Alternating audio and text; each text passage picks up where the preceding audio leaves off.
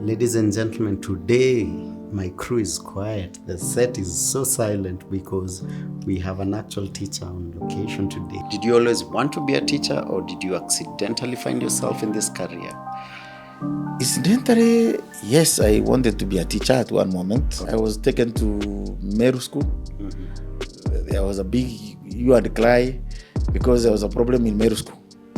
Meru School was the biggest school actually at that time in Eastern Province. And that's a school which produced people like Karonzo Musyoka. But the school had gone down completely because of indiscipline. The school was doing a mini score like it was doing 6.01. Just to bring you across to see the level of indiscipline. These are boys who decide this weekend we want to eat a school pig. And the boys go to the pigsty and get a pig and eat. These are boys who decide this today we are going to sell a school cow. And the boys go to get a school cow organized with a butcherman and sell. You know, sounds like a school I went to. Tutasema. Within 5 years, we had moved from a mean score of 6.1 I had met to 9.76, and we were position 20 in Kenya. Ladies and gentlemen, today my crew is quiet. The set is so silent because we have an actual teacher on location today. So leo tuna behave. Sinaona hata nimevaa. Yes, very disciplined. I have my blazer on because today our lecturer for the day is an actual teacher. He's a chief principal, and he has over 35 years of experience as a teacher. So today we have to be at our best behavior. But I'm so excited because this is a timely conversation. I think it's time we have a conversation about the education system in this country, and is our education system ready to take our kids to the next level, because we are living in a very, very chaotic world right now, and what used to work 10, 20 years ago is not working today. So we want to have a conversation and see how that will go. As usual, we are filming this on location at Longonot Place. Please book your staycation. It's a beautiful, amazing apartments. Come have a look at it and then book your staycation. Ongea nao, ambie feel ndo amekusend. Utapata rates fiti sana. Also, kama look imekubali, check out Rajab Karume on Instagram. He has amazing CEO looks for affordable prices. Let's get to it. Our guest for today is none other than Mr. David Kariuki. For some of you might have heard of him, but he'll introduce himself. He has a beautiful career spanning over 35 years, and I can't wait to have this conversation. Mr. Kariuki, karibu sana. Asante sana. First of all, wacha tuanzie hapa.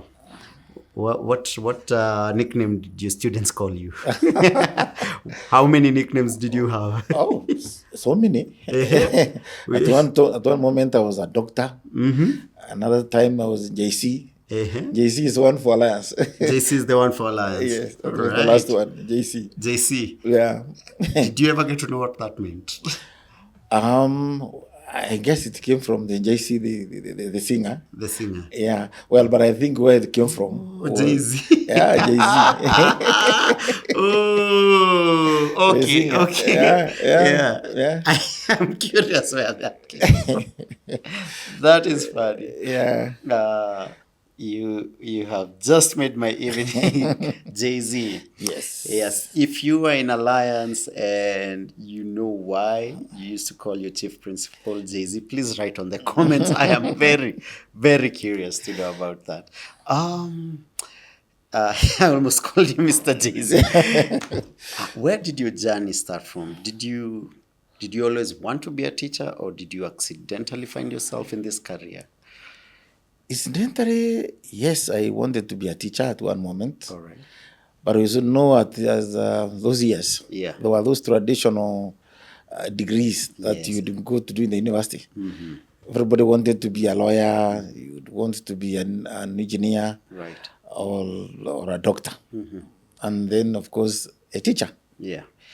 And so depending on how you perhaps performed, at one moment I wanted to be a doctor, but of course I did not get the marks to get me to go for medicine, and so I had to settle down to be a teacher. But why I say I wanted to be a teacher, my mentor was have always been teachers. Okay. Particularly my principal in O levels. Right. God bless his soul, Engineer Karaya Njagi in Moimbiruri, where I went for my O levels. He was really my mentor, and I really admired him as a principal. So I was looking forward to one day that I can become a principal like him. Yeah. Then incidentally, when I became a principal also, the late Griffin, director of Stare, Yes. also became my good friend. Oh, wow. And can you imagine, I would move from Embu all the way from Kegonge and come and spend with Griffin for like 30 minutes in his office, just chatting. And, I admired the old man. So I think out of that mentorship, I really felt I needed to be a teacher and a good principal for that matter. What schools have you taught in? And right from where you started all the way to you being the chief principal, how many schools? Well, about 6. 6 schools. 6 schools I've taught. Okay. Immediately after my my degree in Kenyatta University, I did, by the way, something called BOTZU, botany and zoology. So that I could teach biology and chemistry. Those were my teaching subjects. Right. I was actually plunged into deep head because my first class was, you can imagine, was a Form 6 class. Okay. I've just left from university and the first class is a Form 6. Why? Because I go to Chicago boys and the boys have not had a teacher for a whole 2 terms. Wow. And this is a Form 6 class which must sit for an exam. And they have not been taught biology because they didn't have a teacher. So that's the first class, and you can imagine at that time, I almost looked at the size of I was almost the same size as them, as the boys. Yeah. But we did very well. I took them well, and the school did very well. Quite a number of boys even today, they still remember. Wow. In that class. Right. And then I taught for like 3 years in that school. Yeah. I was quite active because I was a discipline master and also the games master. Wow. And the football coach. So from there, I went to Nguviu. Nguviu boys also is in Embu.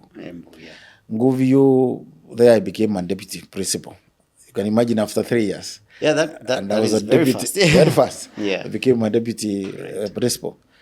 Now, what was interesting was I became a deputy principal of my teacher. The principal was my teacher in O levels, was my maths teacher actually. Yeah. He had become a principal, so I became his deputy. Okay. So you can imagine the royalty. And he did, because of the royalty, we did extremely well.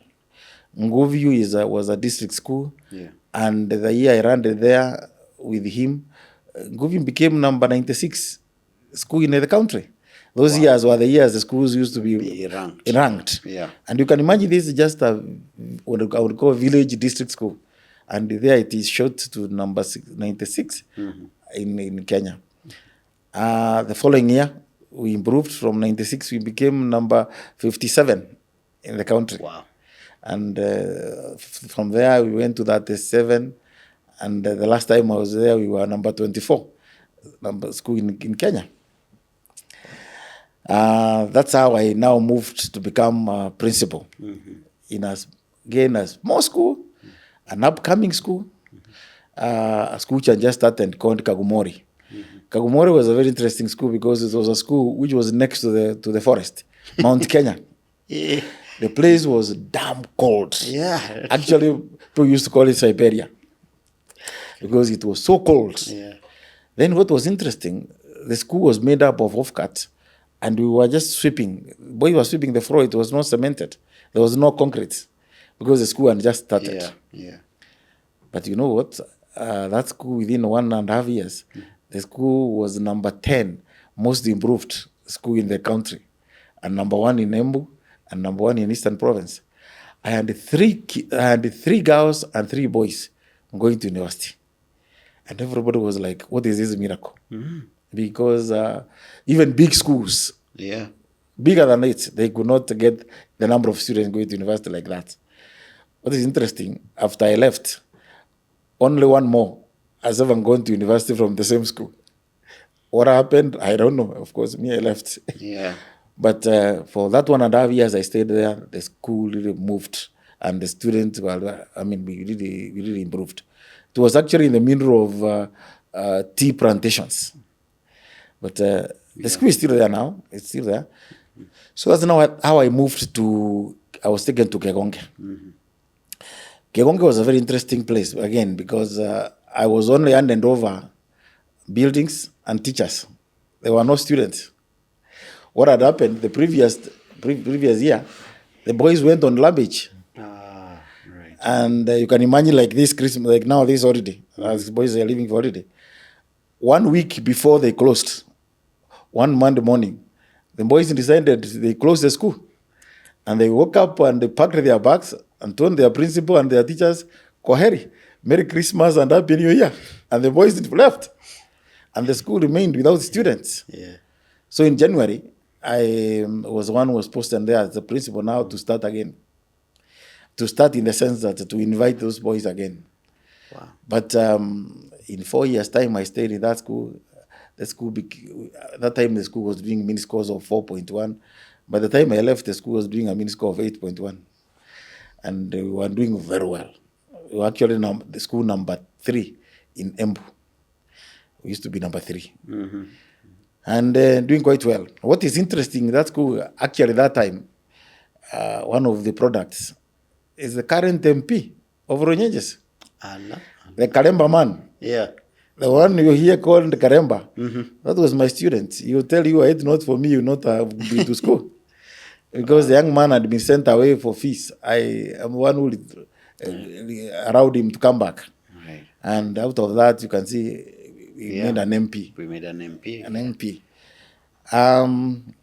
So after 5 years, I was taken to Meru School. Mm-hmm.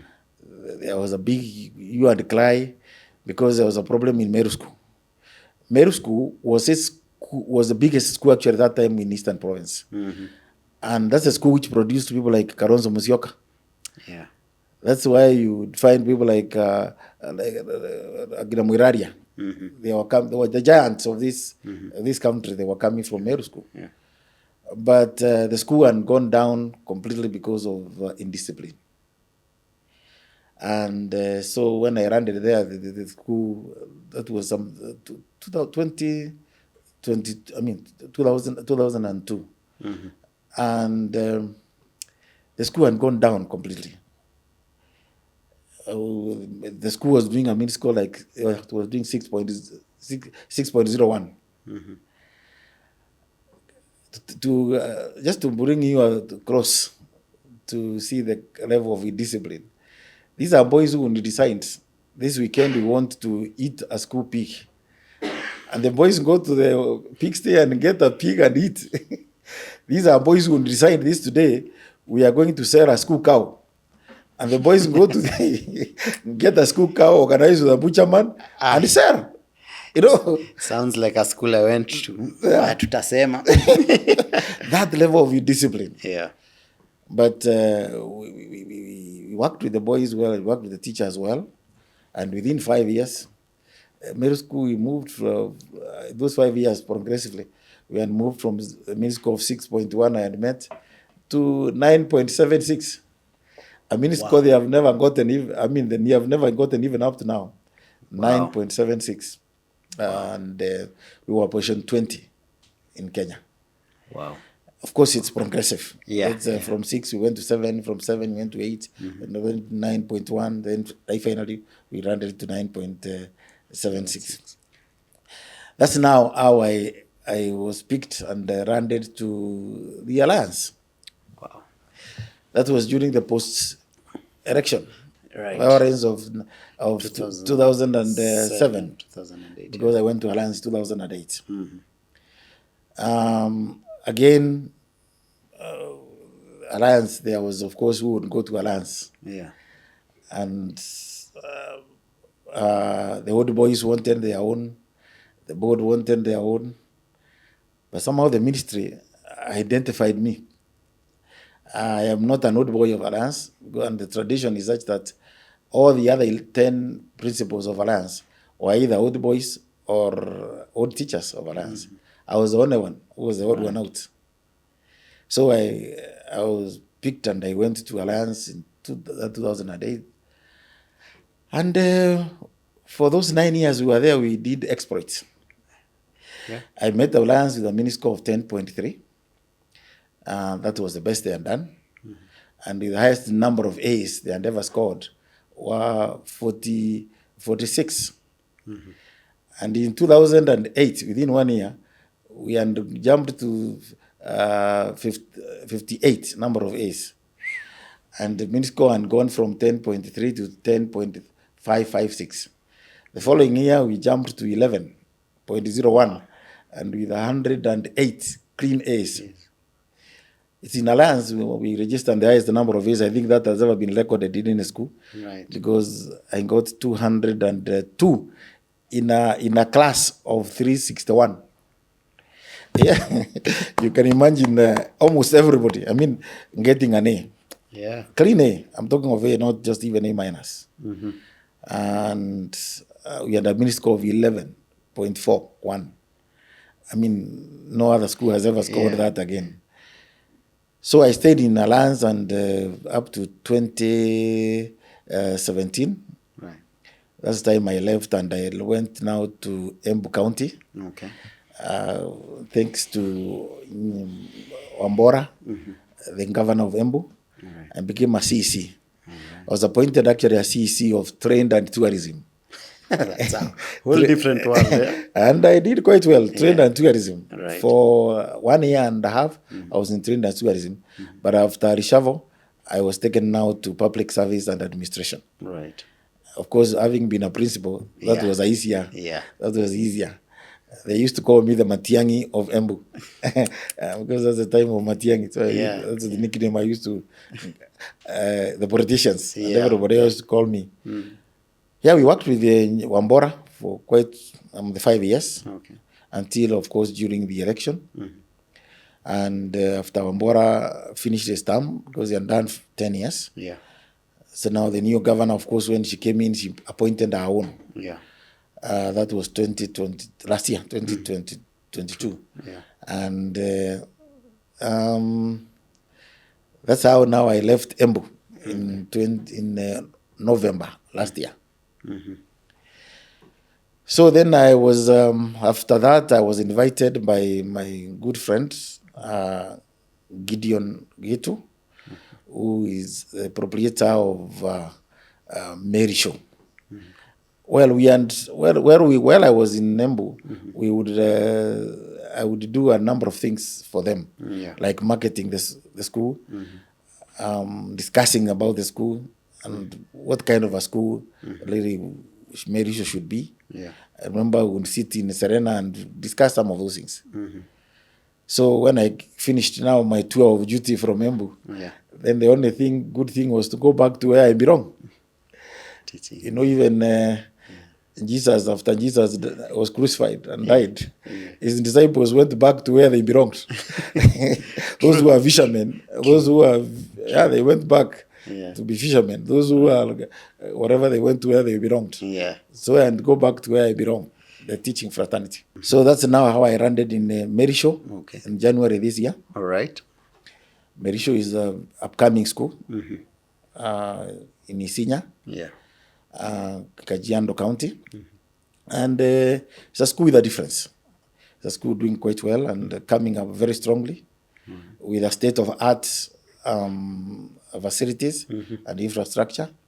We offer both the 844 and it's a CBC. Okay. We have a junior class, all right, grade 7, and we have the rest of the classes, but we are up to Form 3 up to now. All right. We have not yet gone to Form 4. Form 4 will be going next year. Okay. But we have a total of population of around 400 now. Oh, as you speak. Wow. Yeah, within a year and a half. Within a year. Yes. So I have been waiting and dying to ask this question. Yes.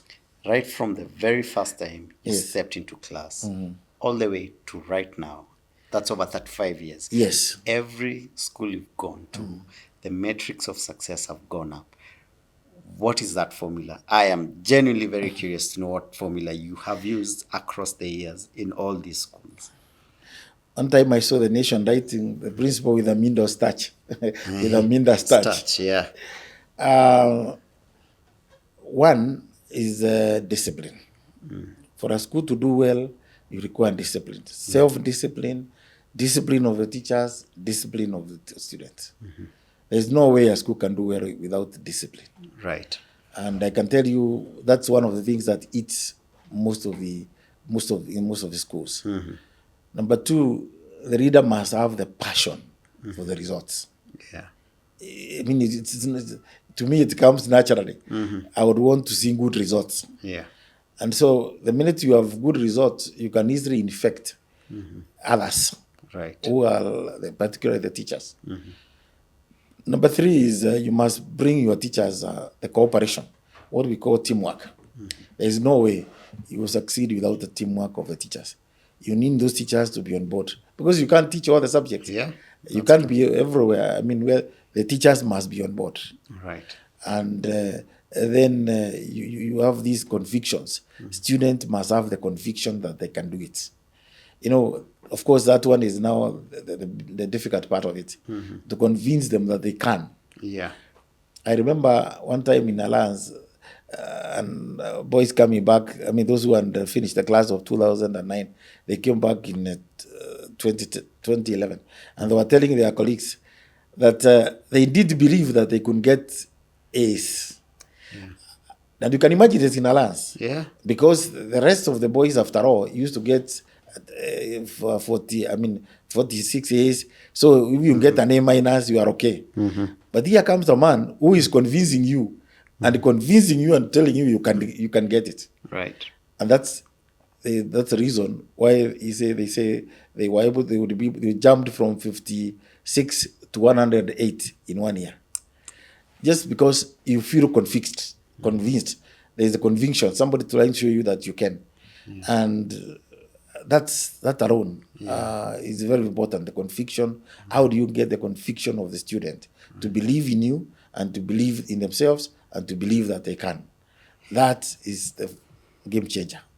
If you're watching this on YouTube and you're a former student of Chief Principal David Kariuki, please come on the comment. Tell us what you think he did that was magical and that changed your life, because what you're telling me is mind-blowing. That consistency in every institution that you've gone to, wow, it's mind-boggling. So one of the reasons I really wanted us to have this conversation again was I'm in a space where my daughter is 3 years, so she just started school.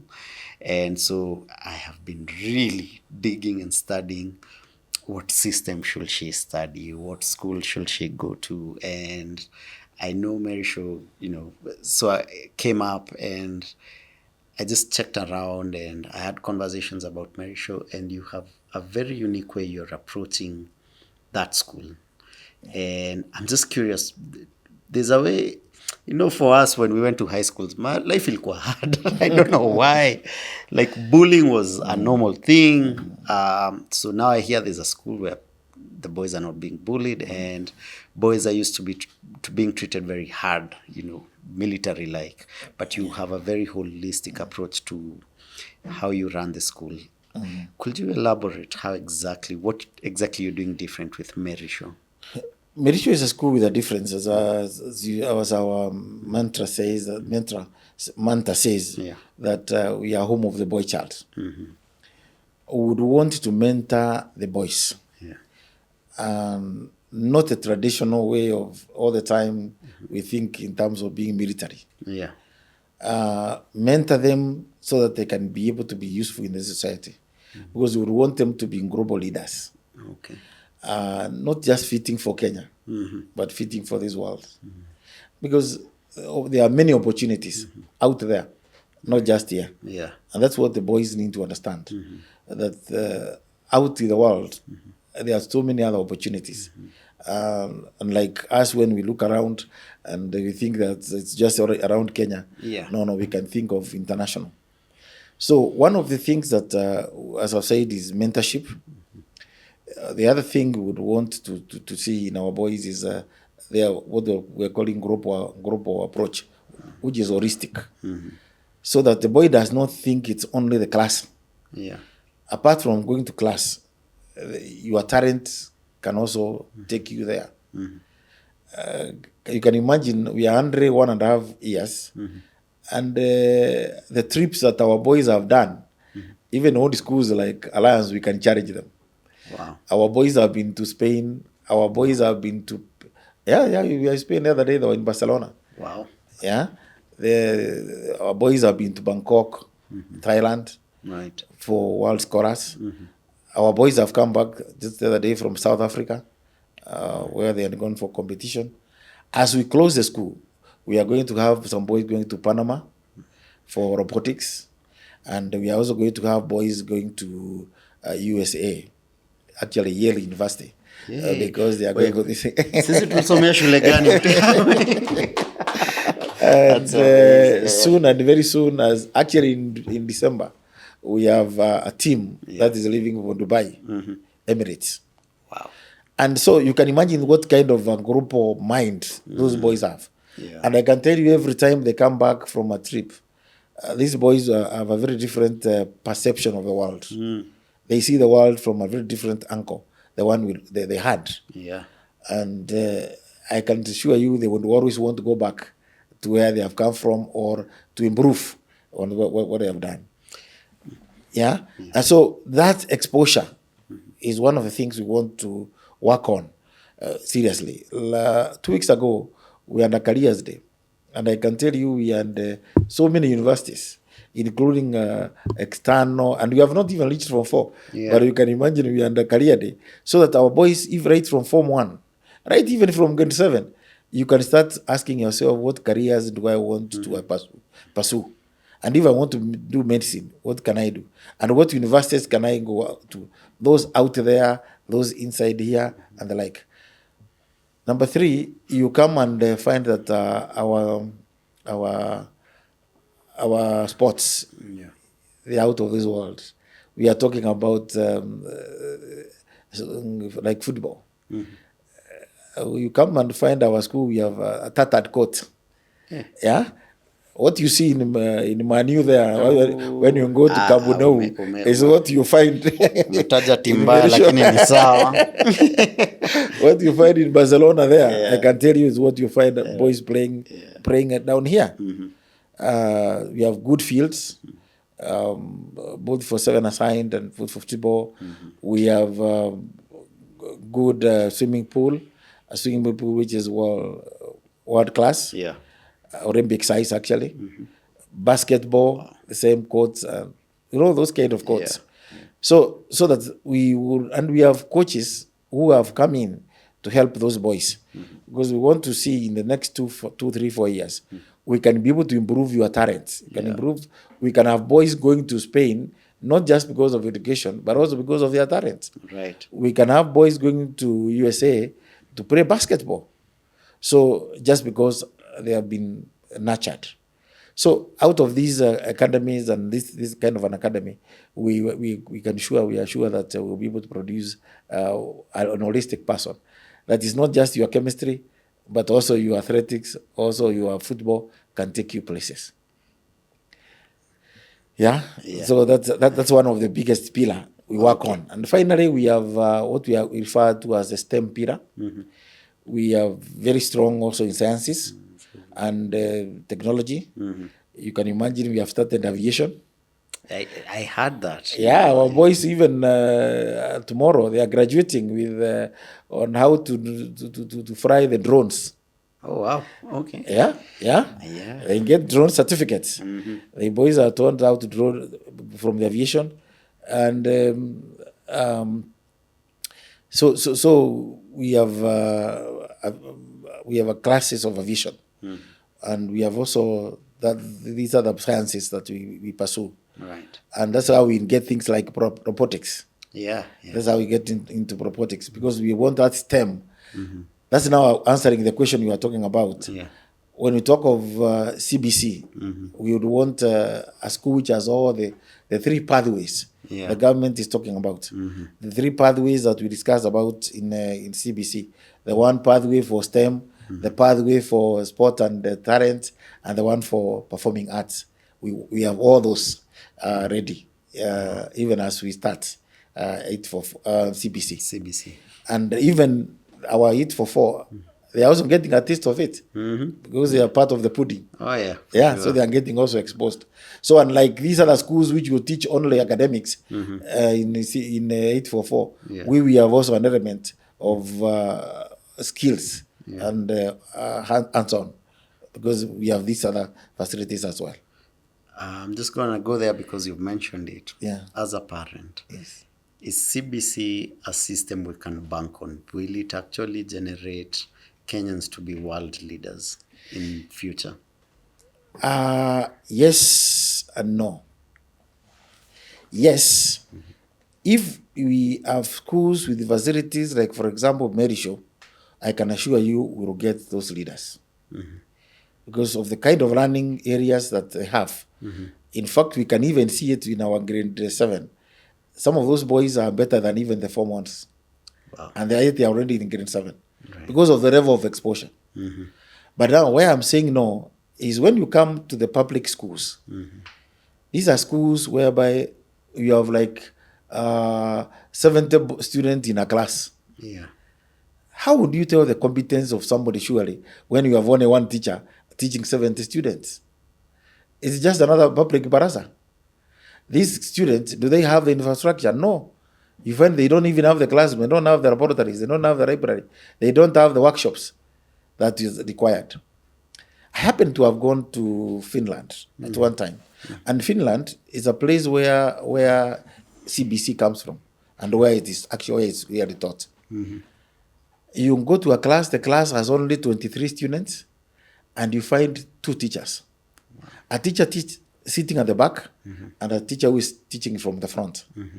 After they finish, the 2 teachers compare notes. When did you see this boy? How do you think this boy is? You can be sure that in a short while, those teachers will be saying, I mean, this one can see, will make a futibora, this one can become a doctor, because they see them every day, and they are able to see what kind of skills, what kind of running areas is this boy comfortable in. This boy is a good musician, this boy is a good what, you know. But in our Kenyan situation, where you have 70 students in a class, how would you tell? You know, this is where I'm saying yes and no.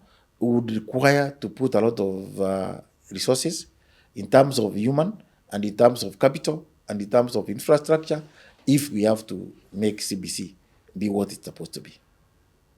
What are you saying? Should we? Because that is very scary when you put it like that, because the number of parents who can afford Marish Show in this country, they're limited. Sio wengi. Yes. So majority of Kenyan parents can afford the public schools. Are we, for these parents, are we telling them your children's future is no, not really. Not really. I'm not scaring them, but I'm just stating the facts. Yeah. But the government has ability to put more resources. Yeah. Like we have seen this year, the president has put a lot of resources, has brought in a lot of teachers. So I think if they continue that trajectory, then there will be hope. All right. There will be hope. As long as we go on investing in that direction, at least there will be hope. Having injected like 50,000 teachers, and they have actually doubled the budget of education.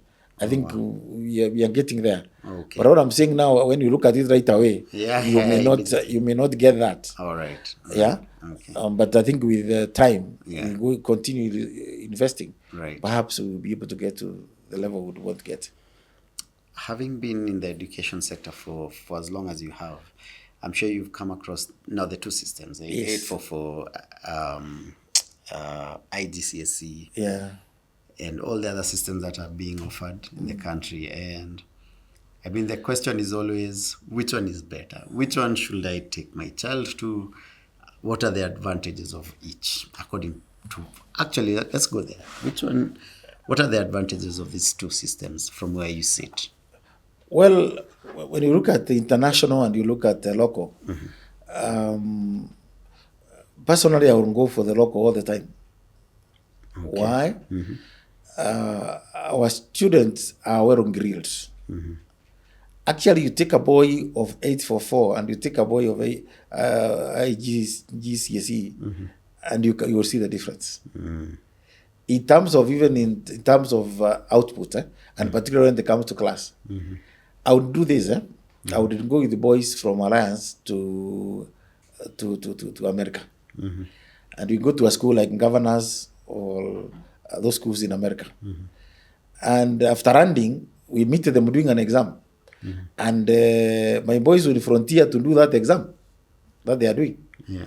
You know what? The results, my boy would be number 1. The other Mzungu will be number 2, and the other boy from Alliance is number 3. Wow. Telling you, our boys are very intelligent. Our boys have the knowledge when we compare them to some of those places. So to me, that's why I'm saying our ROCO, if it's well, of course, well funded, it is still quite superior. It is quite strong. IGC has its own place, all right. But the problem you see now, you have to look for universities out there after you finish. Yeah. If you are not capable of passing, or you have not passed to get to that level, you go for A levels, or you go for your course or college out there in the world, or outside Kenya. In Kenya, you may not have a space. Yeah. You may not have a space. So imagine that child who has gotten a C, or unless he goes for A levels, you will not have a space to university here in Kenya. So that's why I'm saying there's a disadvantage in it, in the sense that if it was a local, if you get a C, you can still go to a college. Yeah. But here in Kenya, you will not get if you have not done the 844, you will not get a college of that IGC with those IGCs. You will need to get to abroad, and the bigger investment for that. Yeah, for sure. Yeah. The school system, Yes. in our day, it made sense, get this many number of books, study them, cram, make sure you have all that knowledge retained in your head, do exams, pass, get your degree, get a job. Of course, that all that has changed right now. Even the concept of how people are studying nowadays. Why should a student have all this knowledge in his head when he can just Google all the answers on his phone? Like, I don't need lazima zamani ningeshika the whole multiplication table and all these subjects, but now it's at the convenience of my hand.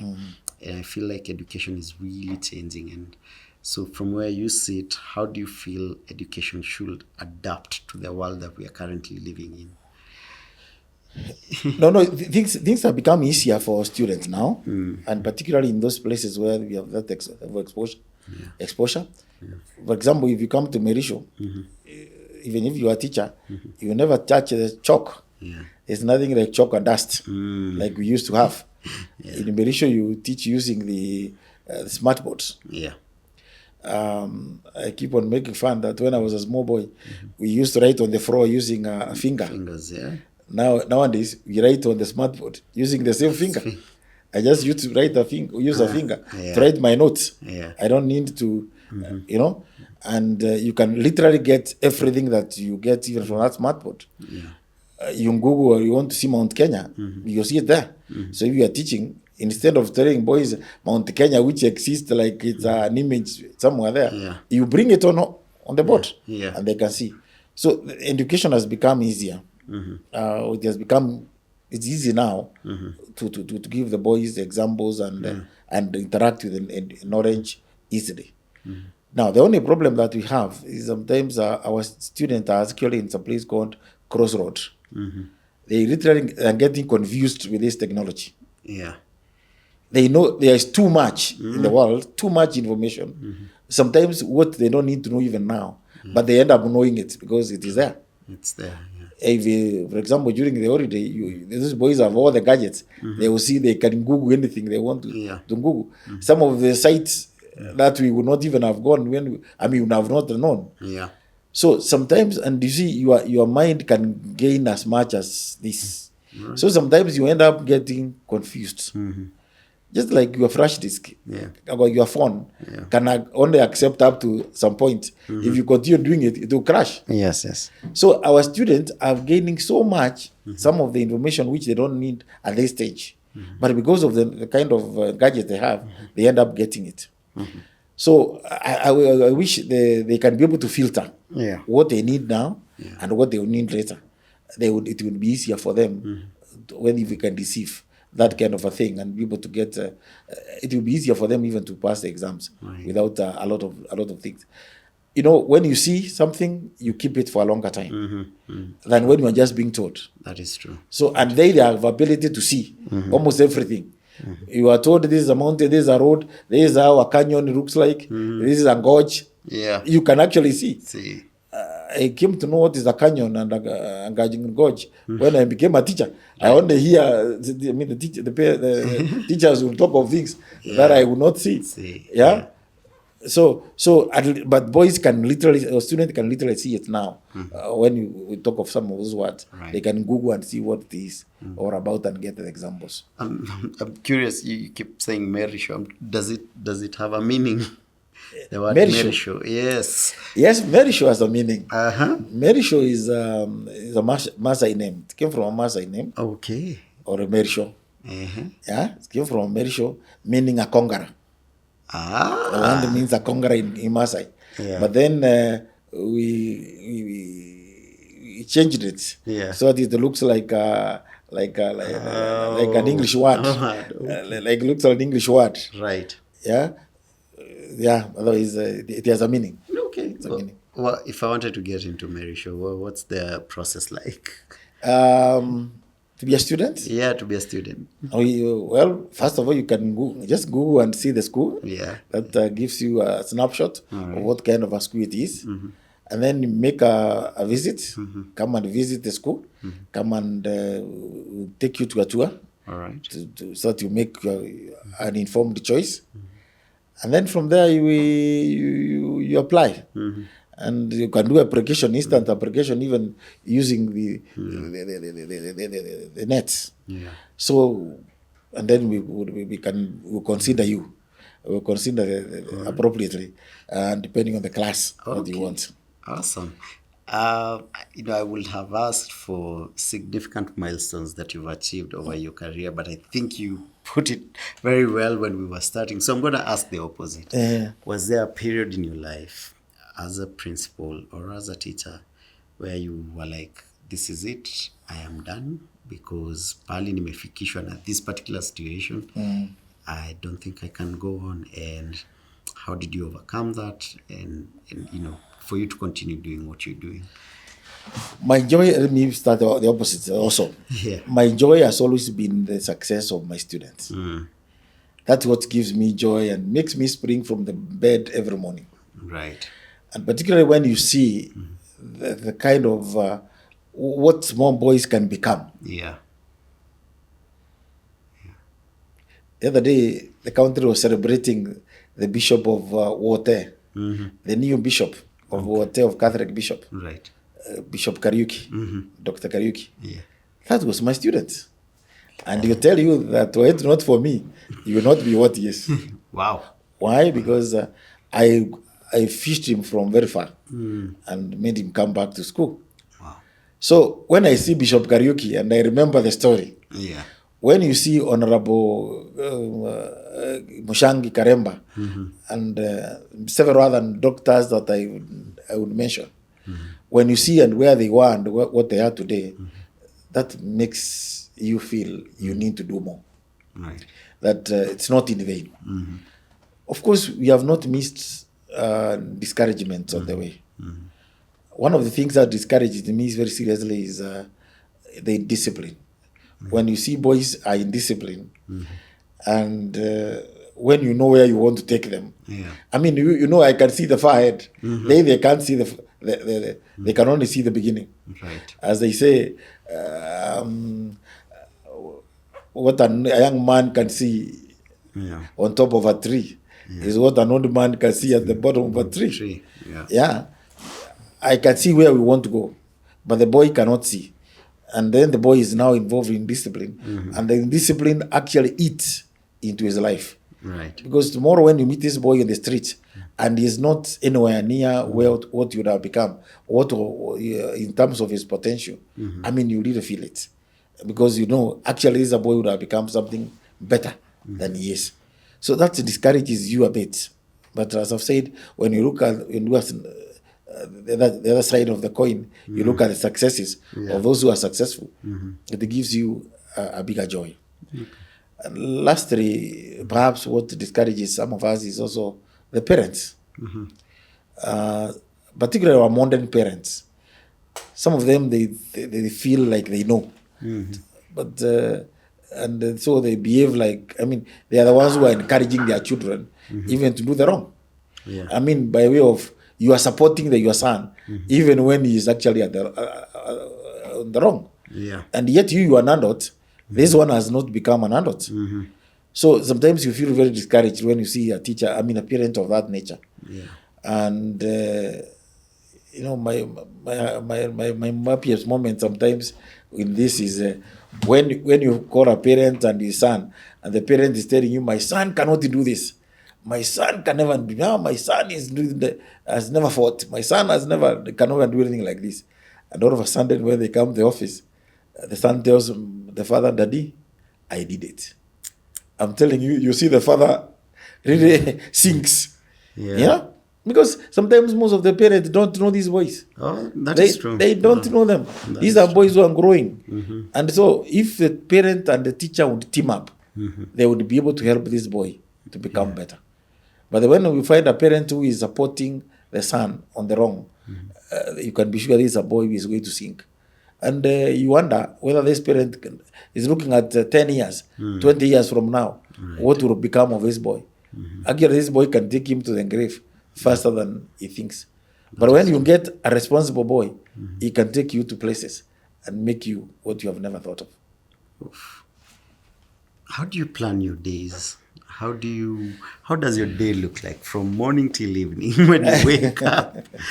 Because you seem to be a man of routine and discipline. I'm curious. Yes, certainly you must plan for your day. And lucky enough, you know, in a school like Marish Show, we have what we have for our day. What I mean is every day, the activities. So I know, for example, that when I wake up on a Monday morning, I know I must be in for the assembly at as early as 7:15. I must be in for the assembly. And as I go to the assembly, I know boys are looking forward. And if you ask them, that's what they'll tell you. They're always looking forward for what is the encouraging word for today. Because our principal has a word for today. So you have to think, what is it that you can tell the boys that they can associate with? You know, that alone. Yesterday was Monday. Yeah. And I remember like yesterday, we were discussing, I mean, and I was asking them to think of where they will be 10 years from now. Right. And I was talking about artificial intelligence. And I was giving them this example of Israel. You know, Israel has 8 million, and they are surrounded by 200 million Arabs. Yeah. And the world and is able to contain them. Yeah. 8 million versus 200 million. Yeah. Why?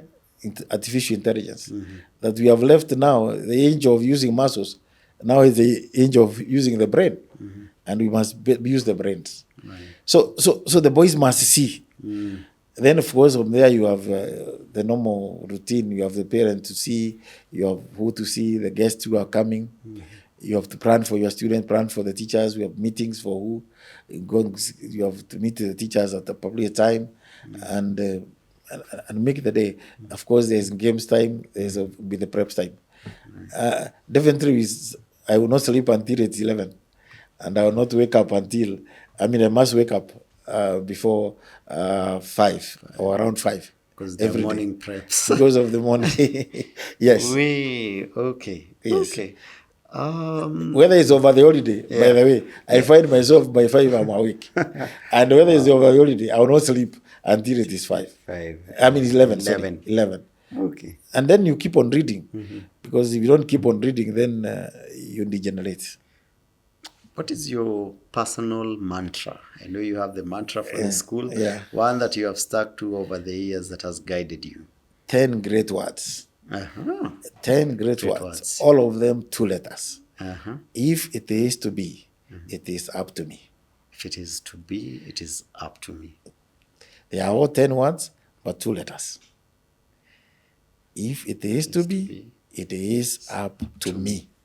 Not anybody else. I wouldn't blame anybody else. Don't blame anybody. Everybody else is innocent. Yeah. The person to do it is you. Absolutely. And I keep on telling my boys, that's the truth. That if it is to be, it's up to me. Not about your parents, not about whoever.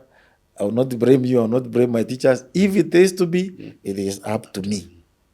I'm the one I'm a mover. That's my mantra. Yeah. And it has been a mantra for a long time. I mean, as a principle for a long time. So this idea, people give excuses. People are very quick. It is because of my mother. I didn't do well because of my father. It's because my teachers did not teach. Those things don't matter. You can blame the whole world. But I can tell you the truth is, if it is to be, it is up to me. It's me to do it. It's me to do it. It's me to do it. No truer words have ever been spoken here. Oh, if it is to be, it is up to me. Yes. I think it's an amazing place to end this conversation because sasa after you hata nasema nini surely. Thank you so much, Mr. David Kariuki, aka Jay-Z. Jay-Z just left us with his word, and thank you so much for your time, for even coming here. Right now we're shooting, it's almost 7:30 p.m. and he came all the way from school to be with us to have this conversation, so I don't take that for granted. Thank you. Classmates, wherever you are, kama imekutouch manze, if just leave a comment. If you have ever been a student of Mr. Kariuki, please leave a comment as well. We want to interact with you. As usual, we are filming at Longonot Place. Come check them out. Book a staycation with them. Also check out Rajab Karume on Instagram for this look like a CEO on a budget, man. Thank you so much for your time. Tupatane next class.